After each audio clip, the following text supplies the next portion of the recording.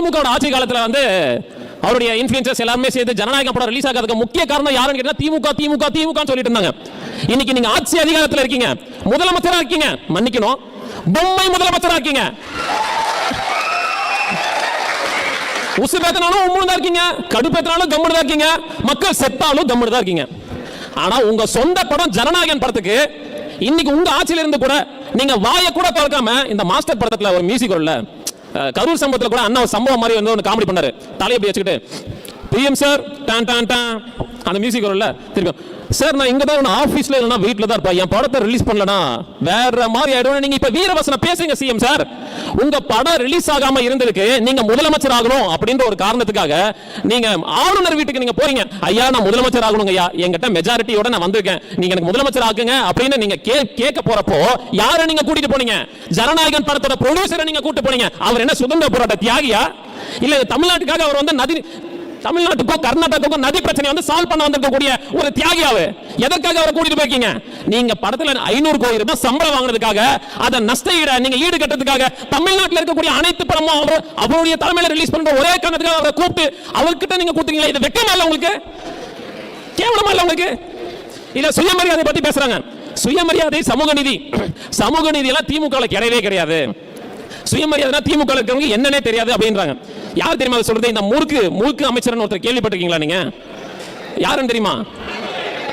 இந்த manufacturing data கேட்பார்ல, அவர் வந்து கேட்கிறாரு சமூக நீதியே கிடையாது திமுக, சுயமரியாதைனா என்னன்னு தெரியாது. சுயமரியாதை பத்தி பேசுறதுக்கெல்லாம் அமைச்சர் ரமேஷ்க்கு என்ன தகுதி இருக்கு? ஃபர்ஸ்ட் 10 ரூபாய் லஞ்சம் வாங்குறதுக்காக ஒரு கடைநிலை ஊழியரை வந்து நீங்க சஸ்பெண்ட் பண்றீங்க, வேலையை விட்டு தூக்குறீங்க.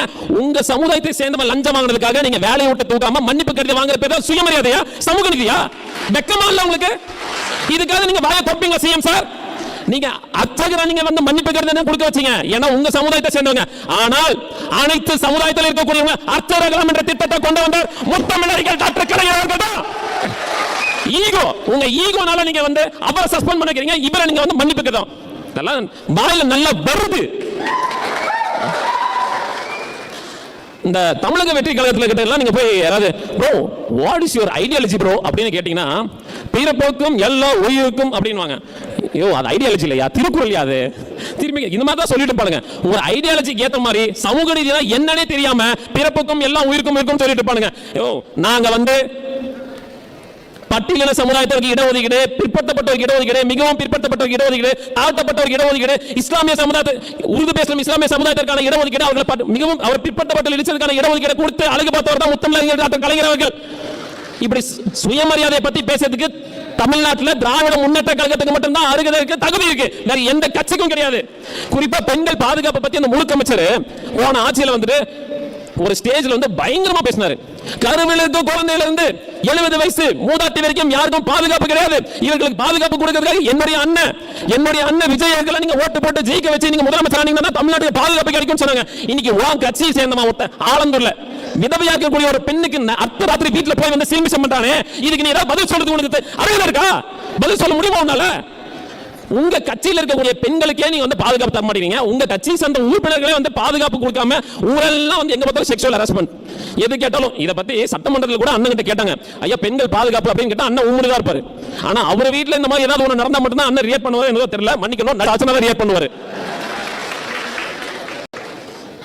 இதுல குறிப்பா நீட் தேர்வுக்காக क्वेश्चन आंसर வந்து லீக் ஆயிடுச்சு. ஒட்டுமொத்த தமிழ்நாடு மட்டும் கிடையாது, இந்தியா முழுக்க போராட்டம் நடந்துருக்கு. புதுசா அந்த காக்ரோச் ஜனதா பார்ட்டி கூட போராட்டம் பண்ணிட்டு இருக்காங்க. இந்தியா முழுக்க நீட்டோட क्वेश्चन பேப்பர் ரிலீஸ் ஆனதுக்கு கூட குறைந்தபட்சம் ஒரு ட்வீட், ஒரு எதிர்ப்பு கூட பிஜேபி மேல வந்து ஒரு எதிர்ப்பு கூட தெரியாத ஒரு விஜய் அவர்கள் நீங்க நல்ல ஆசிரியர் இருக்கீங்களா? ஒரே ஒண்ணு தான் கேக்குறேன், பிஜேபி வேணாம், பி மட்டும் சொல்லுங்க. பிஜேபில பி மட்டும் சொல்றதுக்கு திராணி இருக்கா ஃபர்ஸ்ட் உங்களுக்கு? அதுவும் இல்ல. இதுல ஆதவச்சன விஷயத்துக்கு வருவோம் நம்ம. ஏன்னா அவர் தான் இப்போ முதலமைச்சரா என்னவா இருக்காரு? ஆக்டிங் சிஎம்மா? ஆக்டிங் சிஎம் இல்ல, சிஎம்மா தான் வாழ்ந்துட்டு இருக்காரு. அவர் வந்து சட்டசபையில் நேற்று நடந்ததை பத்தி பேசுறாரு.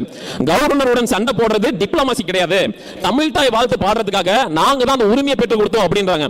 தமிழ் தாய் வாழ்த்துக்கு இவர் சுதந்திர போராட்ட தியாகி, இவர் வந்து போராட்டம் பண்ணி வாங்கி கொடுத்தாராமா. ஆதவர்ஜனன் பச்சையா வருது நல்லா. எனக்கு 1970ஆம் ஆண்டு அரசு நிகழ்ச்சிகளில் தமிழ் தாய் வாழ்த்து பாட வேண்டும் என்ற அரசாணை வெளியிட்டவர் முத்தமிழறிஞர் டாக்டர் கலைஞர் அவர்கள். அரசாணை பிறப்பித்ததை 2021ஆம் ஆண்டு டிசம்பர் மாதம் 17ஆம் தேதி முத்துவேல் கருணாநிதி ஸ்டாலின் அவர்கள் மாநில பேரவைக்கு அறிவித்தவர். இன்னைக்கு தமிழ் தலைவர் சட்டசபையில பாடுறதுக்கு காரணம் யாருன்னா முத்துவேல் கருணாநிதி ஸ்டாலின் அவர்கள் நடப்பட்டது திராவிட முன்னேற்ற கழகம். மாதவச்சன் அவர்களே, வாய்க்கு வந்த பொடி போய் பித்தலாட்டம் என்ன பண்றது? இதுல குறிப்பா வந்து ஆதவச்சன் ஏதாவது கேட்டா, சார் பெண்கள் பாதுகாப்பு கொளத்தூர்ல நீங்க தோத்து போயிட்டீங்க. ஓகே சார், கரண்ட் வர மாட்டேங்குது சார், என் தலைவர் 5 நிமிஷம் பேசுறதுக்கே கொளத்தூர்ல நீங்க தோத்து போயிட்டீங்க. எது கேட்டாலும் கொளத்தூர்ல தோத்து போயிட்டீங்க. ஆமாயா, கொளத்தூர்ல தோத்து தான் போனோம். தோத்து போனாலும் அடுத்த நாளே என்னுடைய தலைவர் மக்களை போய் சந்திச்சார். ஜெயிச்சவன் தலைவர் எங்க போயிருந்தாரு? ஜெயிச்சவன் தலைவர் வந்து பனையூர் பாப்பா பனையூர்ல ஓடிக்கிட்டு இருந்தாரு. நீங்க என் தலைவர் விமர்சனம் என்ன தகுதி இருக்கு உங்களுக்கு? இதுல குறிப்பா திமுக ஆட்சியில இலவச ரேஷன் அரிசியை கொடுத்ததுல வந்துட்டு மனுஷன் சாப்பிடுவாங்க, அதை மாட்டுக்கு தான் போடுவாங்கன்னு ஆதவச்சன சொல்றாரு. இவரும் இவங்க அண்ணனும் வந்து சுதந்திர போராட்ட தியாகி இல்ல, இவங்க அண்ணனும் போய் ரேஷன் கடையில் நின்று அரிசி வாங்கி பார்த்தாரு. விவசாயிகளுடைய வாழ்வாதாரம் பொருளாதாரம் பத்தி தெரியுமா உங்களுக்கு? உங்களை மாதிரி நாங்க ஒன்னும் மாமனார் சொத்தை ஆட்டிய போட்டு தமிழ்நாட்டில் வந்து உட்கார்ல. ஆதவச்சனம் 600 கோடி ரூபாய் உங்க பேர்ல உங்க மாமனார் எழுதி வச்சதுனால மட்டும்தான் நீங்க இன்னைக்கு தமிழ்நாட்டில் இந்தியாவிலே நீங்க டாப் 3வது இடத்துல இருக்கீங்க எம்எல்ஏவா. அப்ப இல்லனா யூ ஆர் ஜஸ்ட் ஜீரோ, வெறும் பூஜ்ஜியம் மட்டும்தான். நீங்க வந்து எங்க கிட்ட வந்து பேச சவால் விடுறீங்க. மாமனார்னு ஒருத்தர் இல்லனா, மார்ட்டின் ஒருத்தர் இல்லனா நீங்க ஒண்ணுமே இல்ல. ஆதவச்சன் அவர்களே, இதுல இன்னொன்னு ஆதவச்சன் சொல்றாப்ல, விவசாயத்தை விட விளையாட்டு வந்து கடினமானதாமா.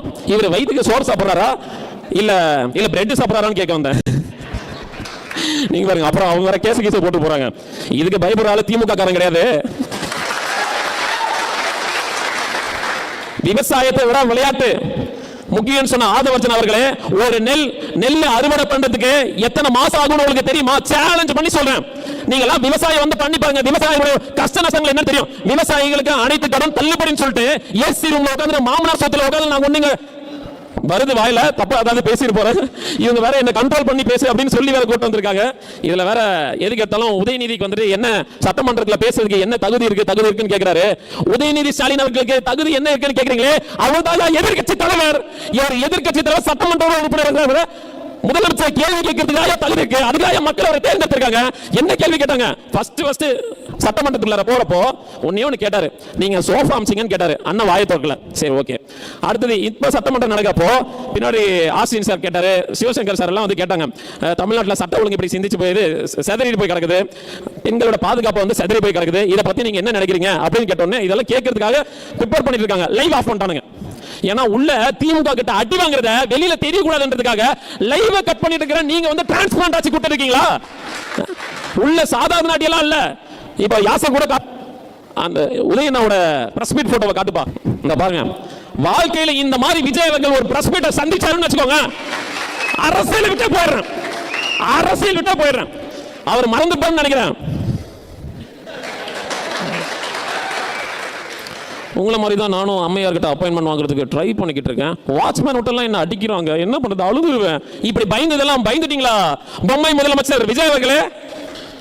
இந்த மாதிரி ஒன்று கூட நீங்க பார்க்க முடியாது.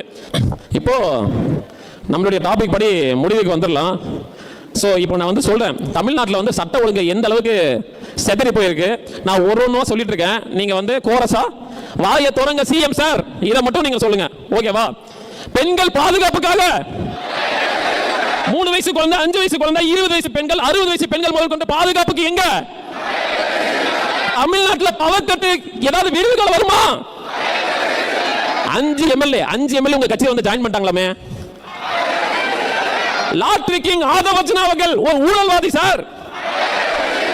என்ன சார் ஸ்கூல்ல வந்து விஜய் பாட்டு போட்டு டான்ஸ் ஆடிட்டு இருக்காங்க சார். பஸ் வரலன்னு கேட்டா ஐயா நான் சாப்பிடல ஐயா, சத்தமா கேட்கல. CM sir,